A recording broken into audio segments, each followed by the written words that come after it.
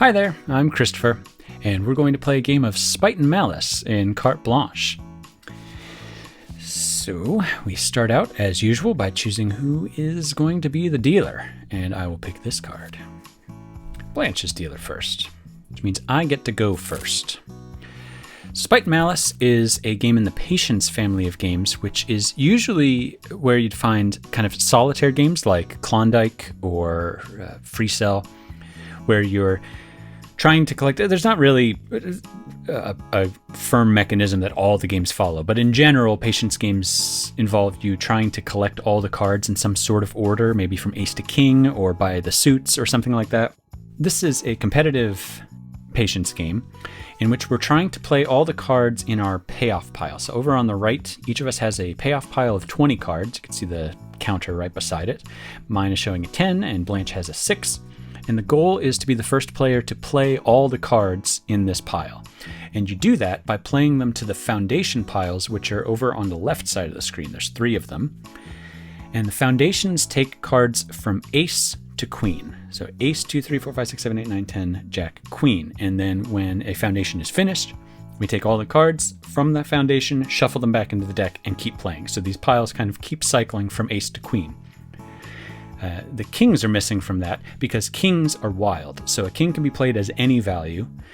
And the goal is, like I said, to play all the cards in our payoff pile. So I'm trying to play a 10, but these foundation piles are empty, which means they are only taking aces right now. I don't have an ace to play, but as I did say, the kings are wild. So I can actually play a king here, and it will act as an ace. I could also play this 2. I could play this 3. But that's it. I don't have any other cards I can play. The 10 doesn't work, and these don't work.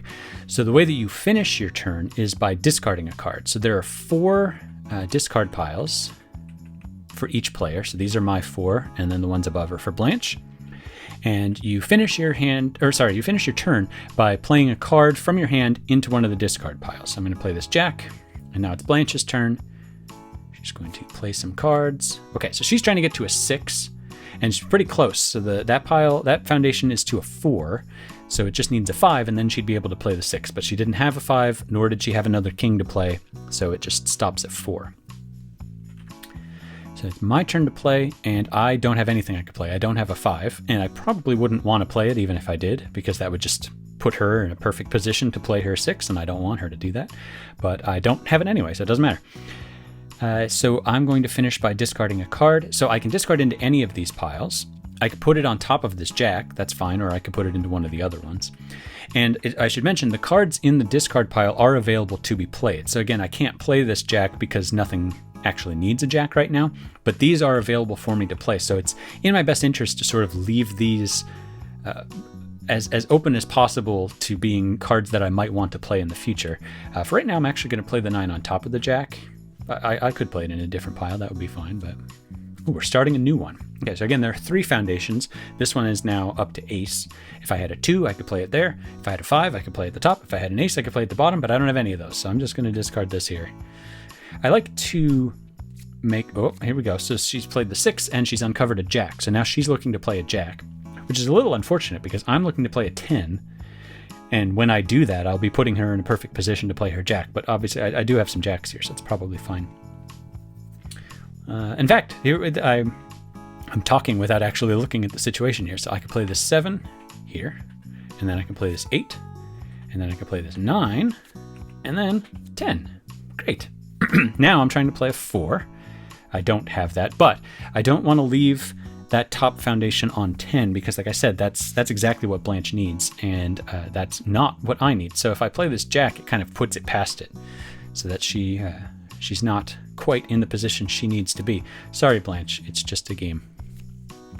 All right, so when you do play, it happens kind of fast, but when you do play a queen, the pile gets shuffled back into the deck. So that foundation is starting over from scratch, back at ace.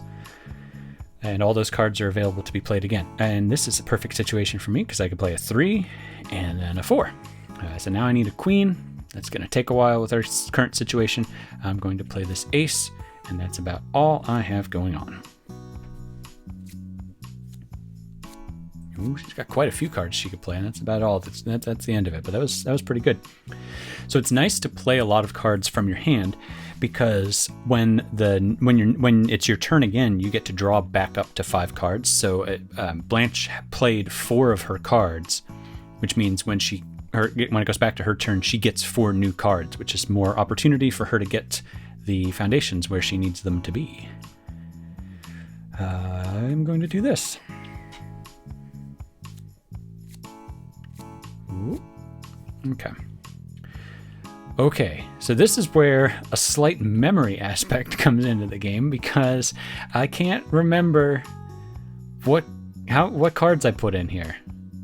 I think I went to a jack. So if I had, because I like to play cards, sometimes it doesn't work out, but where possible, I like to play cards that are kind of in sequential order into my discard pile, so that because I know there's a 10. So let me show you. If I play this king here as an 8, and then I play this 9, oh, I thought there was a 10 under there.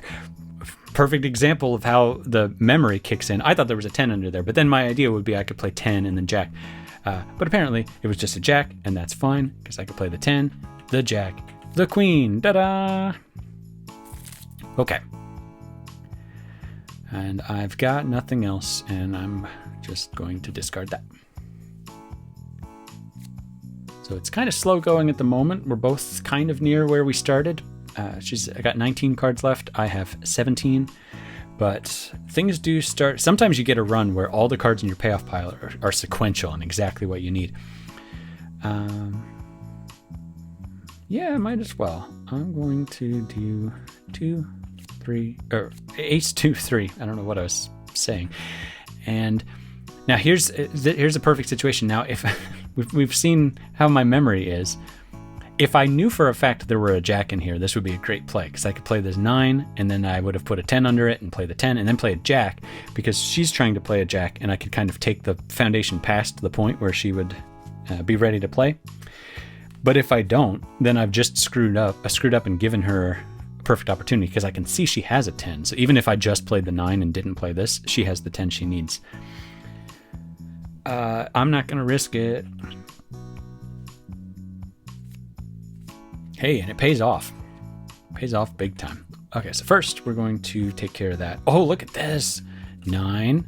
I'm going to play this one. 10, jack, and we could play an ace. See, sometimes you get really moving here. 2, 3, 4. Oh, 5. And I play this as a queen, and it will clear this spot. And now I play an ace. We'll play the 6 here, and we'll play a 4 here. So I'm out of cards, but again, I'll get a fresh hand of 5 at the beginning of my turn. Just in case this doesn't actually happen in this game, if I happened to play all 5 of my cards to foundation piles, like I actually legitimately played all the cards in my turn, I get a fresh hand of 5 cards right away, which is kind of nice. So let's see what we've got going on here. Here, we're going to go 6s across the board. 6, 6, and 6. Nobody's got a 7. Well, maybe we've got 7, but I don't have a 7. Blanche had a 7. Or maybe she just got it. But look at this. 8, 9, 10. And I can play this as a 7 and then an 8. Narrating this gameplay is really just about counting. You got to know your numbers for this one. And then the weird numbers of jack and queen. Oh yeah, ace. I didn't even, almost really made a big mistake there. Look, that would have made it. Oh, look at all this. Sorry, Blanche. I do think I'm pulling out ahead of you here. Wish I could play the 7, but I can't. But I could do this. 6. Yeah. I was doing bad math in my head. Played 6. I don't think I put this on an 8. I don't think so. It did happen. Okay, so if I play this 7 and then a 10 and then I play this jack to here, I get a fresh hand of 5 cards. And look at this. I play an 8 and it's a 9. This might be a bad choice, but I'm actually going to do this. It wasn't so bad. see, I'm close. I only have one card. I need to play a queen, and then I will win. But I don't have the 10 that would make that work. And if Blanche had a 10... Oh, okay. The game is over. Because I could play this as a 10, then I could play this jack, and then I play my queen, and I've gone through my pile. Ha-ha! I got some bonus pennies there, too, for emptying my hand once. Very nice. So that was Spite and Malice. Rather quick game of Spite and Malice. Sometimes it does go a little bit longer, but sometimes you just get super lucky, and I really enjoy that. I hope you enjoyed watching that gameplay. If you'd like to see any of the other games in the collection, there are separate videos for all of them, so a session of gameplay for each of the 5 games. There's also an overview video if you want to just get a quick look at the entire Carte Blanche experience. And if you have any other questions, want to learn any more, or keep up to date, you can check out carteblanche.cards. Thanks for watching, and hope to see you at the table.